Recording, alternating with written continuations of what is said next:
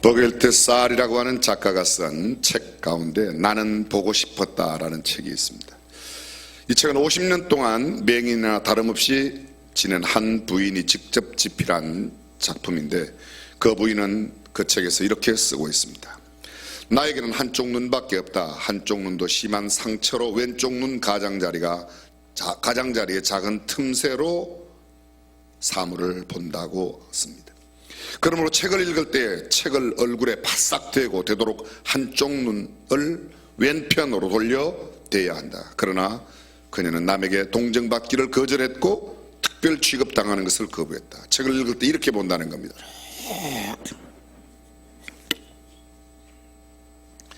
어렸을 때 그녀는 다른 아이들과 함께 돌차기 놀이를 하는 것을 좋아했는데, 그녀에게 표적이 잘 보이지 않았지만 다른 아이들이 다 놀다 간 뒤에 땅바닥에 엎드려 표적을 찾아 헤매고 그것을 잘 기억해 두었다가 앞이 잘 보이지 않을 때에도 정상적으로 잘 보이는 아이들과 다름없이 열심히 뛰어 다닐 수 있었다고 합니다.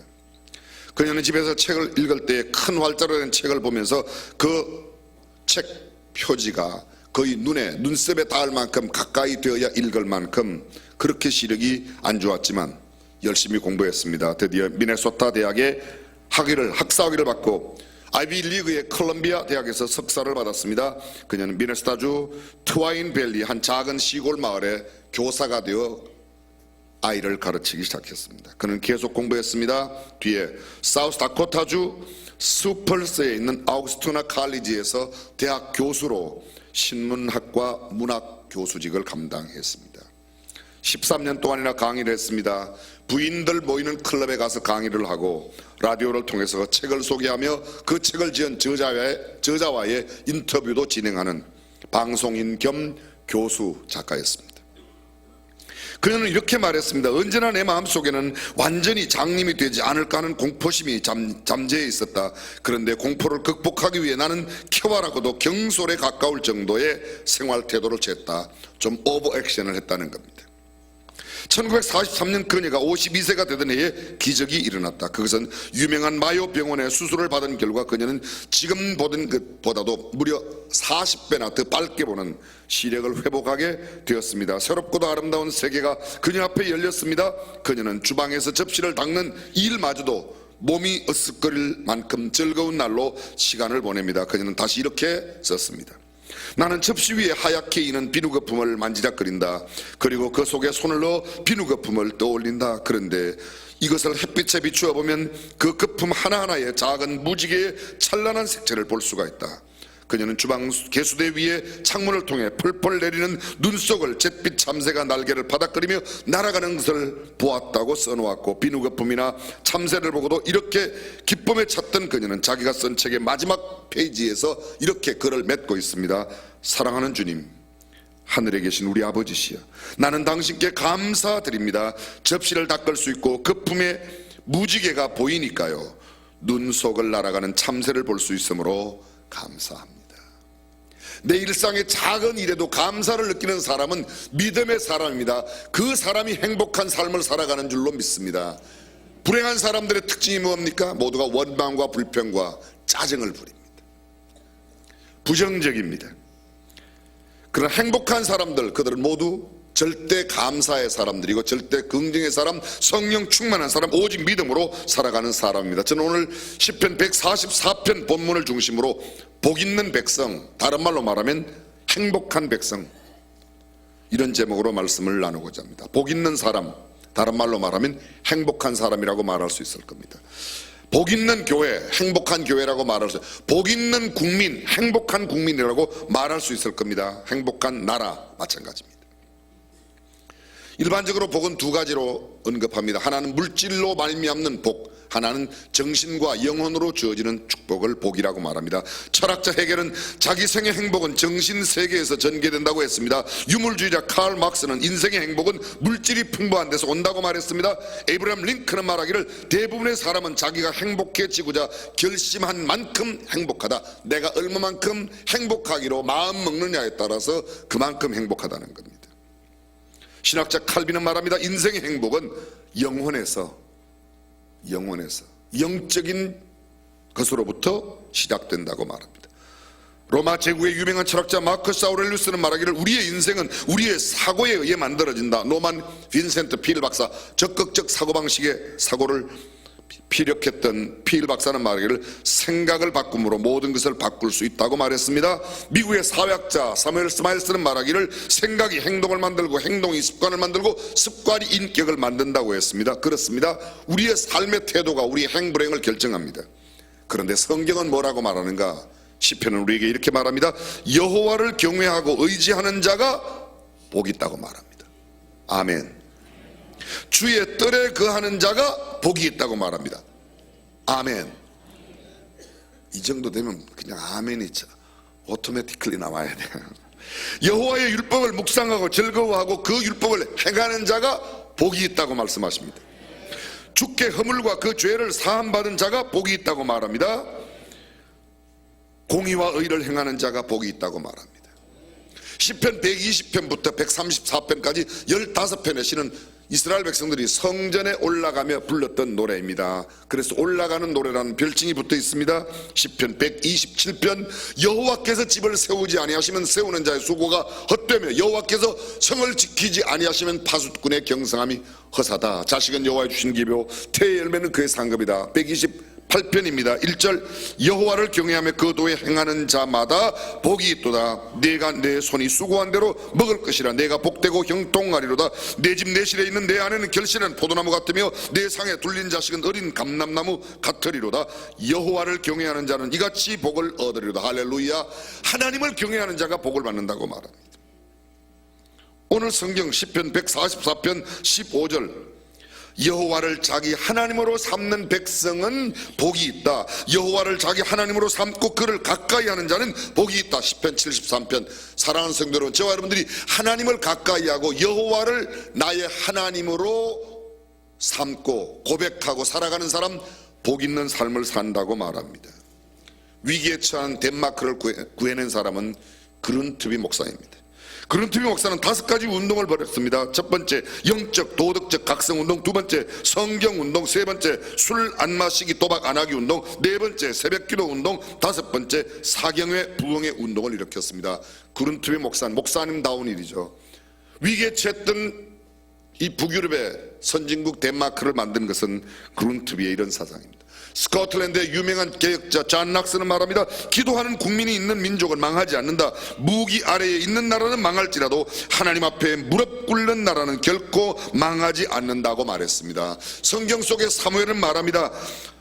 나라와 민족을 위하여 기도하는 죄를 내가 결코 범하지 않겠다고 말합니다. 사무엘상 12장 22절 이하에 여호와께서는 너희로 자기 백성을 삼으신 것을 기뻐하신 고로 그 크신 이름을 인하여 자기 백성을 버리지 아니하실 것이요 나는 너희를 위하여 기도하기를 쉬는 죄를 여호와 앞에 결단코 범치 아니하고 선하고 의로운 도로 너희를 가르칠 것인즉 너희는 여호와께서 너희를 위하여 행하신 그 큰 일을 생각하여 오직 그를 경외하며 너희의 마음을 다하여 진실이 섬기라. 만일 너희가 여전히 악을 행하면 너희와 너희 왕이 다 멸망하리라. 사람이 생각하며 산다는 것은 얼마나 중요한지 모릅니다. 내가 누구인가, 나는 어디로부터 와서 지금 여기에 존재하는 이유가 무엇이고 과연 어디로 갈 것인가. 나 개인뿐만 아니라 우리 교회 공동체, 우리 민족, 우리 국민들은 지금 현재 도대체 우리 국민을 오늘 이 자리에 이르게 한 분이 누구인가, 이 시대에 우리는 어떻게 무엇을 하며 살아야 하는가, 그리고 언제 어디로 가야 하는가, 그것을 알아야 됩니다. 이것은 참으로 중요한 문제입니다. 인간은 존재하는 자이지 존재하게 하는 자가 아니라 누가 나를 여기에 존재하게 하셨는가를 생각하고 그분을 나의 삶의 주인으로, 내 인생의 주인으로 섬기는 사람 복이 있다고 말하고 있습니다. 하나님과 상관없는 사람 아무리 고민하고 걱정해도 결국은 아무런 의미가 없습니다. 온 우주 만물을 만드신 분이 하나님이시고 나를 오늘 이 자리 여기 있게 하신 분도 하나님이신 줄로 믿으시면 아멘. 예레미야는 이렇게 고백합니다. 여호와의 말씀이 내게 임하니라. 이르시되 내가 너를 모태에 짓기 전에 너를 알았고 네가 배에서 나오기 전에 너를 성별하였고 너를 여러 나라의 선지자로 세웠노라. 이사야는 말합니다. 너를 지으며 너를 모태에서 조성하고 너를 도와줄 여호와가 말하노라. 이사야가 전하고 있는 하나님의 말씀은 너를 짓고 너를 만든, 너를 모태에서 성택해 한 그분, 이사야 43장 1절입니다. 야곱아, 너를 창조하신 여호와께서 이제 말씀하시느니라. 이스라엘아, 너를 조성하신 자가 이제 말씀하시느니라. 너는 두려워 말라. 내가 너를 구속하였고 내가 너를 지명하여 불렀나니 너는 내 것이라. 오늘 우리가 존재하는 것은, 오늘 대한민국이 여기에 존재하는 것은 다 하나님의 은혜인 줄로 믿습니다. 오늘 시편 144편 인생에 있어 커다란 위로와 소망이 되는 말씀입니다. 다윗은 1절에서 이렇게 말합니다. 나의 반석 여호와를 찬송하리로다. 저가 내 손을 가르쳐 싸우게 하시며 그 손가락을 가르쳐 치게 하시는, 이게 무슨 말이죠? 그가 내 손을 가르쳐 싸우게 하시고 그가 내 손가락을 가르쳐 치게 하신다. 그게 무슨 말이에요? 하나님께서 내 손을 가르쳐, 하나님께서 내 손을 가르친다. 내 손에게 재능을 주신다는 겁니다. 하나님이 내 손가락을 가르쳐, 내 손가락이 내 마음대로 움직이는 게 아니라 하나님께서 가르침으로 이 손이 움직여서 내가 다른 사람을 이기게 하신다는 것이죠. 내 모든 삶의 주권자가 하나님이시다, 그런 말입니다. 하나님께서 나를 싸움꾼으로 만드신 것 같이 느껴질지 모르지만 실제로 그 말도 틀린 말은 아닙니다. 인생이 살아가는 모든 삶의 현장이 전쟁터니까요. 그렇죠. 부부간에도 교회 나와서 남들 볼 때만 안 싸우지 집에 가면 얼마나 많이 다퉈요, 그죠? 아니, 여러분 집 이야기하는데 왜 남의 이야기 듣는 것처럼 들으세요? 다 집에 가면 그냥 부부간에 갈등이 있는 겁니다. 어머, 사모님은 좋겠어요. 목사님하고 사니까. 아이고 살아봐요, 그러잖아요. 뭐 집에서는 우리도 싸운다는 이야기 안 해요, 그렇죠? 어머, 권사님 같은 분이 어디 있다고? 말 말아요. 우리 권사 말도 안 해요. 집에 가면 그러잖아요. 그게 다 갈등이 있다는 겁니다. 그게 부모 자식지간에, 형제간에, 어디에, 어느 직장, 어떤 데가 그렇게 화목하고 사랑이 넘치는데 많이 없습니다. 다 전쟁터입니다. 나라 간의 전쟁뿐이 아닙니다. 부부 간에, 가족 간에, 친지 간에, 이웃 간에, 직장에서 정치판 싸움은 가관입니다. 경제계를 바라보십시오. 치열한 전쟁을 일으키고 있습니다. 그보다 더 큰 싸움은 어쩌면 자기와의 싸움인지도 모르겠습니다. 자기 생각과 싸움, 자기 육체와의 싸움, 결코 이기기 힘든 그런 싸움, 우리가 살아가는 겁니다. 그러나 주님이 우리의 반석 되시고 여호와께서 우리의 하나님 되신 까닭에 이 모든 싸움에서 우리가 능히 이길 수 있는 줄로 믿습니다. 오늘 다윗이 말하고 있는 2절을 보시죠. 여호와는 나의 인자시요 나의 요새시요 나의 산성이시요 나를 건지시는 자시요 나의 방패시요 나의 피난처시요 내 백성을 내게 복종케 하시는 자시로다. 다윗은 고백합니다. 반석이신 우리 주님, 그분 우리 주님이 내 모든 삶의 반석이 예수 그리스도를 반석이 광야에서 물을 냈다는 겁니다. 내 인생에 어려울 때 내 기초가 되시고 내가 전폭적으로 의지할 수 있는 분, 그분이 하나님이신 줄로 믿습니다. 다윗은 지금 그것을 고백하는 겁니다. 그리고 말합니다. 나를 건지시는 자, 그분이 나의 구원이고 내 방패가 되신다. 어떤 적도 주님이 막아주십니다. 나는 피난처다. 내가 피할 수 있는 피난처. 여러분, 사람을 죽이고도 이곳에 피하면 살아나는 곳이 있어요. 어디에 있어요? 도피성이라고. 도피성, 피난처, 이 하이딩 플레이스가 바로 그 도피성과 똑같은 개념입니다. 내가 무슨 죄를 지어 죽을 수밖에 없을 때라도 하나님께 피하고 하나님께 자복하고 하나님께 회개하면 하나님은 우리를 다시 살려주시는 분이신 줄로 믿습니다. 그렇습니다. 하나님 우리를 통치하시는 분이십니다.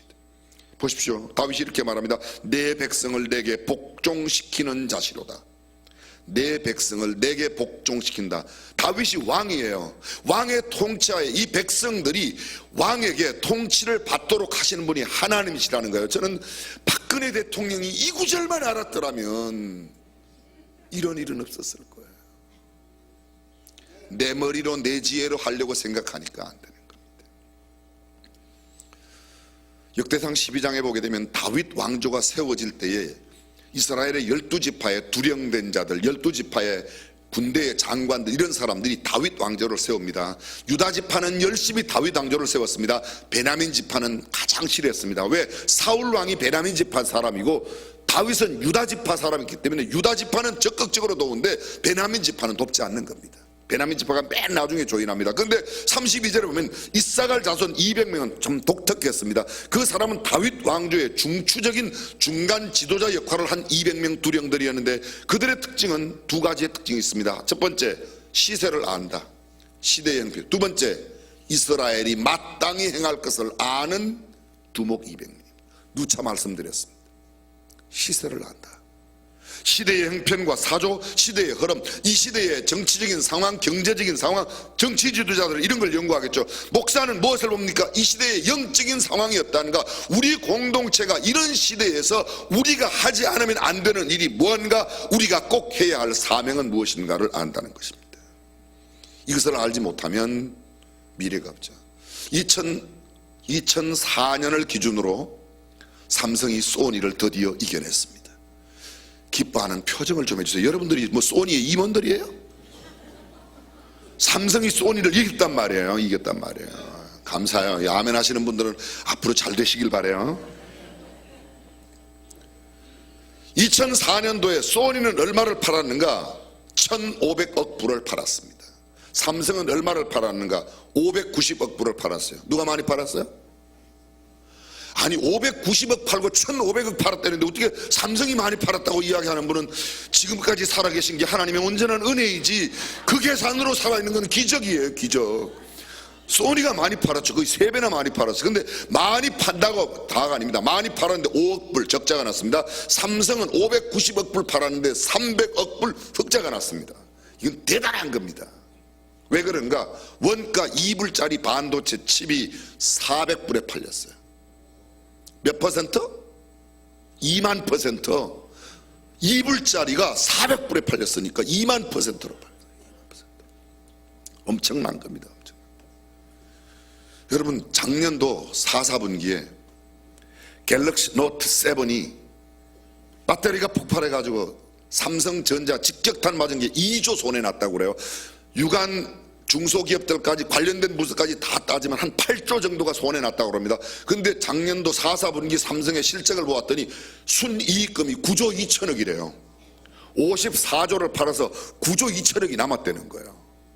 아니 여러분들이 삼성 패밀리가 아니라도 우리나라 기업이니까 조금 좋아하는 표정이라도 좀 지어주세요. 오늘 집에서 혹시 오늘 우리는 무슨 이야기를 들어도 절대로 놀라는 표정을 안 지으리라 뭐 이렇게 결심하고 오신 게 아니라면 얼마나 대단합니까? 왜 그런지 아세요? 지금 현재 삼성이 만들고 있는 낸드 플래시 메모리 칩, 낸드 플래시가 not and, 예전에는 칩에다가 기억을 시키면 전기가 나가면 그냥 기억했던 게 날아가 버렸습니다. 근데 지금은 전기가 나가도 그냥 그대로 기억하는 not and, 지워지지 않고 그대로 유지되는 그런 메모리 칩이 작년에 날개도 친, 금년도에도 지금 계속 잘 팔립니다. 아마 금년도에도 계속 잘 될 것 같아요. 기뻐해 주세요. 기업이 잘못한 것은 당연히 잘못했기 때문에 법의 심판을 받아야 돼요. 저는 그거에 대해서 이의를 다는 게 아닙니다. 그러나 기업이 잘해서 그만큼 이익금을 올리는 것도 기뻐하고 즐거워해 줄 수 있자 공평하지, 어떤 사람은 미워하는 사람은 무조건 다 미워하고, 세상에 그런 것도 있습니까? 근데 그렇게 이유는 뭡니까? 2004년도에 그렇게 메모리 칩이 된 것은 그 전 40년 전에, 35년 40년 전에 고 삼성의 이병철 회장이 앞으로 브라운관 시대가 끝나고 트랜지스터 시대가 끝나고 반도체 시대가 온다. 삼성의 그때 총 자산만큼 연구다 반도체 단지에다가 갖다 올인했습니다. 그래서 반도체에 쏟아본 거예요. 그 반도체의 꽃이 2004년도에 2불짜리가 400불씩 팔리는 겁니다. 작년도에도 그 낸드 플래시가 그렇게 비싸게, 지금도 계속 그렇게 팔리니까 전망이 좋은 거예요. 정말 힘드네요.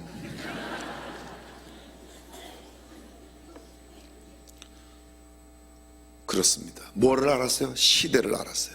시대의 형편과 조류와 흐름을 알고 이때에 이것을 해야 다음을 본다. 사랑하는 여러분, 지도력들은 지금 우리 시대에 우리가 하지 않으면 안 되는 일이 무엇인지를, 이 시대를 알고 그것을 감당해야 되는 겁니다. 지금 현재 세계의 경제는 굉장히 부의 편중화가 심해지고 있어요. 전 세계 인구의 하위 절반이 가지고 있는 재산을 2013년도에는 전 세계 상위 338명이 갖고 있는 재산하고 하위 50%가 갖고 있는 재산과 똑같았어요. 2015년도에는 36억 명, 하위 절반의 인구가 가지고 있는 모든 재산이 62명의 세계 최고 부자들이 갖고 있는 재산과 맞먹었습니다. 근데 작년도 2016년도 어떤 현상이 일어나는가 하면 36억 명, 세계 하위 36억 명이 가지고 있는 재산을 모두 합하면 전 세계 8명, 제일 잘 사는 8명이 갖고 있는 겁니다. 62명의 재산이 8명으로 확 오그라들었다는 겁니다. 이게 무슨 말인가 하면 부자는 굉장히 부자가 되었고 가난한 사람은 굉장히 어려운 겁니다. 지나간 한 10여 년, 아니 한 얼마 동안에요, 가난한 사람들은 1년에 한 3,000원 정도 올랐어요. 3,000원 정도.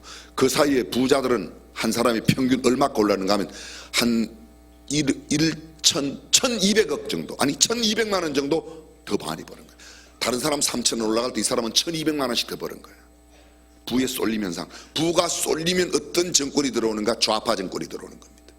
좌파 정권의 특징은 뭔가 하면 가진 사람들을 걸 갖다가 가난한 사람들에게 강제적으로라도, 사실은 강제는 아니지만 법을 시행해서 법으로라도 그것을 가져다가 가난한 사람들에게 나누어 주는 겁니다.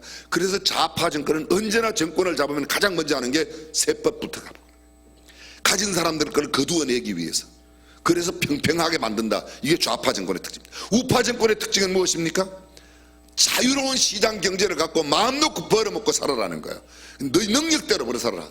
능력대로 먹고 살라고 그러면 부의 쏠림 현상은 점점 나타나고 가난한 사람들은 점점 가난해집니다. 평등하게 하려고 하면 많이 가진 사람들이 세법에 의해서 거두려고 하면 어떻게든지 안 내놓으려고 숨깁니다. 그럼 이걸 해결하는 방법은 뭡니까? 성경입니다. 성경. 어떻게 하는가?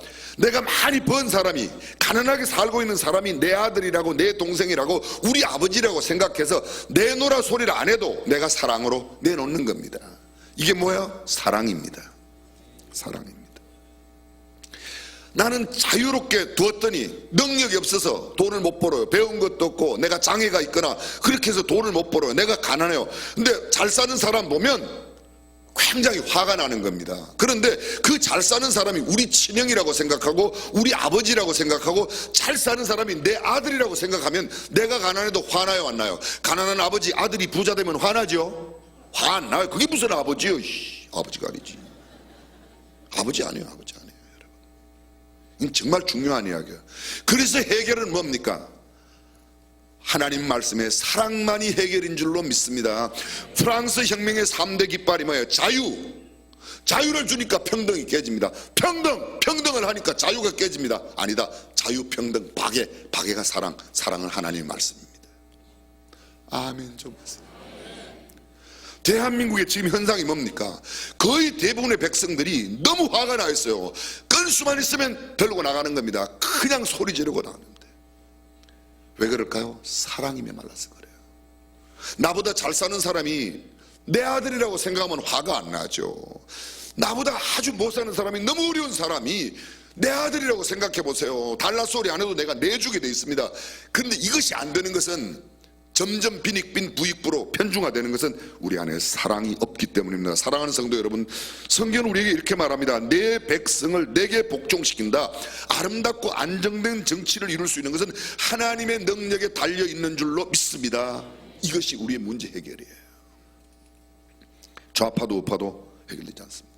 시편 143편 3절부터 8절까지는 인생의 허망함, 헛것이라는 내용이 담겨져 있습니다. 그리고 오늘 본문 12절부터 14절까지 그 내용은 정말 행복한 나라의 모습, 행복한 가정, 행복한 공동체의 모습이 어떠한가를 보겠습니다. 첫 번째는 거기 보면 행복한 모습, 성장하고 성숙하고 성공합니다. 12절, 우리 아들들은 어리다가 장성한 나무 같으며 우리 딸들은 궁전의 식양대로 아름답게 닫은 모퉁이의 돌과 같으며 우리의 자녀들, 다음 세대, 차세대가 아름답게 자라고 있는 모습을 그려낸 이야기입니다. 13절 보십시오. 우리의 곳간에는 백곡이 가득하며 우리의 양은 들에서 천천과 만만으로 번성하며 우리의 수소는 무겁게 실었으며, 이게 무슨 말입니까? 나라의 경제가 확 돌아간다는 거예요. 천천만만의 소떼와 양떼가 들판에 가득합니다. 곳간에는 백곡이 가득합니다. 수소는 무겁게 실었습니다. 이건 가보면요, 부산항 인천항에 막 무역선이 달락달락하면서 장사가 잘 되는 모습이라 이렇게 생각하시면 정확하게 맞는 겁니다. 그런데 보십시오. 그 다음 14절 초반 지나고 난 다음에 나오는 장면 뭐라고 되어 있습니까? 또 우리를 침노하는 일이나 우리가 나아가 막는 일이 없으며 우리 거리에는 슬피 부러지점이 없을진데, 무슨 나라예요? 침노하는 일이나, 사람들이 우리를 침노하지 않습니다. 우리가 나아가 막는 일도 없습니다. 자, 여러분 저를 잠깐 주목해 주십시오. 지금 북한이 대륙간 탄도탄 ICBM, 이동용 ICBM을 만들어 갖고 쏜다고 지금 난리. 겁낼 거 하나도 없어요. 우리가 하나님을 바르게 섬기고 하나님이 우리의 하나님, 여호와가 우리 백성들, 남한 백성들의 하나님이 되시면 하나님께서 능히 남들이 침노 못하게 하나님 막아주신다. 내가 너의 방패다, 내가 너 막아주겠다는 겁니다. 내가 너를 건져내겠다. 수렁에 빠져도 걱정할 필요 없어요. 왜? 건져내시니까. 하나님께서 뭐라고 말씀하시는가 하면, 너희가 나가서 막을 필요도 없고 너희 거리에는 슬피 우는 일이 없다. ICBM 쏘려고 딱 준비하고 갔다 펑 터져갖고 그 자리에서 터져갖고 걔네들이 죽을 수도 있다는 거예요. 저는 그렇게 하라는 말은 안 했어요. 근데 아멘 한 건 여러분 책임이니까 뭐 알았어. 싸들어 막을 수 있는 게 아닙니다. 우리가 하나님을, 여호와를 우리의 하나님으로 섬기면 하나님께서 방패가 되어주시고 막아주시고 침노하는 일이 없게 하시고 우리가 빠져들어도 건져내 주신다. 할렐루야. 그리고 결론이 이것입니다. 여호와를 자기의 하나님으로 삼는 백성은 이 같은 복을 받는다고 말씀하고 있습니다.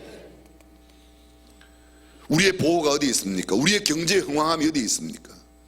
그것은 하나님께 달려 있습니다. 130년 만에 세계 최대 선교하는 나라로, 인구 대비 선교사 파송이 우리나라가 제일 많습니다. 전체적인 인구로 따지면 미국이 훨씬 많지만 인구 대비 따지면 우리나라가 더 많아요. 저는 하나님께서 대한민국의 선교사들의 선교를 막지 않으시려면 경제를 오그라뜨리면 되겠습니까? 누가 답답하시겠어요? 하나님 답답하시죠. 감사합니다. 사랑하는 성도 여러분, 저와 여러분들이 하나님을 의지하고 하나님을, 여호와를 우리의 하나님으로 삼아 하나님의 마음에 합한 삶을 살면 하나님께서 우리의 정치도 경제도 모든 사회 윤리 도덕 모든 문제가 아름답게 해결될 줄로 믿습니다. 나는 행복해요라는 노래 여러분이 잘 아실 겁니다. 주님 한 분밖에는 아는 사람 없어요. 가슴 깊이 숨어있는 주를 사랑하는 마음, 주님 한 분밖에는 기억하지 못해요. 처음 주를 만난 그날 울며 고백하던 말, 나는 행복해요. 죄사함 받았으니 아버지 품 안에서 떠나 살기 싫어요. 나는 행복해요. 사랑이 샘솟으니 이 세상 무엇이든 채우고도 남아요. 여호와를 하나님으로 삼는 백성 되어 행복한 삶을 살아가는 저와 여러분이 되시기를 주님의 이름으로 축원합니다. 기도하겠습니다.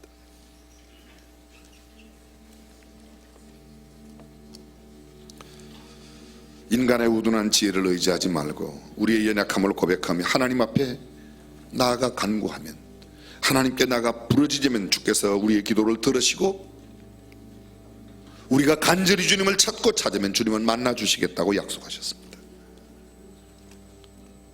여호와를 우리의 하나님으로 삼는 백성, 그 백성이 행복한 백성이라고 말하고 있습니다.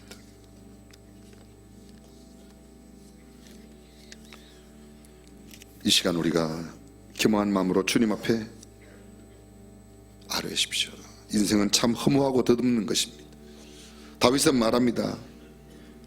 인생은 풀이요 인생의 영화는 풀의 꽃 같다는 이사야의 말씀 우리가 기억하죠. 인생은 잠깐 보이다가 없어지는 안개 같은 것이라고, 물거품 같은 것이라고, 석양의 그림자 같은 것이라고, 지붕 위로 올라가는 연기 같은 것이 인생이라고 성경은 말씀하고 있습니다. 나그네와 행인 같은 삶을 살아가며 이 쉽게 빨리 하룻밤 경점같이 지나가는 인생, 소망 없는 이 땅의 것을 붙들려고 하지 말고 주님을 붙들고 여호와를 우리 하나님으로 삼으면 하나님께서 이 모든 것도 행복하게 채워주시겠다고 약속하셨습니다. 전능하신 우리 하나님, 여호와를 우리 하나님으로 삼는 백성 되어 행복한 삶 살기를 원하는 우리 성도들과 우리 대한민국 백성들을 주께서 기억하여 주옵소서. 주 예수님의 이름으로 기도합니다.